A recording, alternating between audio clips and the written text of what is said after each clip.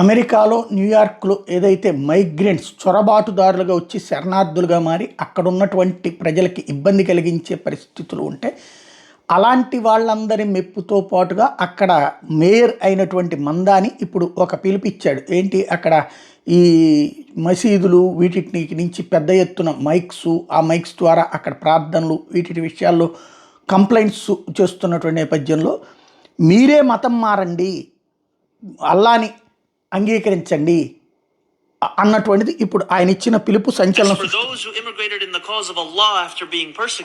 I think of the freedom from suffering that Buddhism teaches us is only possible if we remove the three poisons of desire, hatred, and ignorance from our daily lives. We need not accept suffering as unchangeable. We need not treat hatred as the natural state. We have the power to set ourselves free. And I consider my own faith, Islam, a religion built upon a narrative of migration. The story of the Hijrah reminds us that Prophet Muhammad sallallahu alaihi wasallam was a stranger too, who fled Mecca and was welcomed in Medina. Surah An-Nahl 1642 tells us, "As for those who immigrated in the cause of Allah after being persecuted, we will surely bless them with a good home in this world."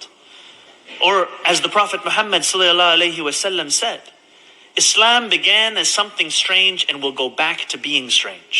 So glad tidings to the strangers. If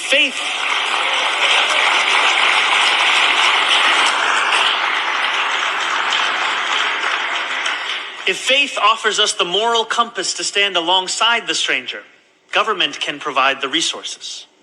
Let us create a new expectation of City Hall, where power is wielded to love, to embrace, and to protect. We will stand with the stranger today.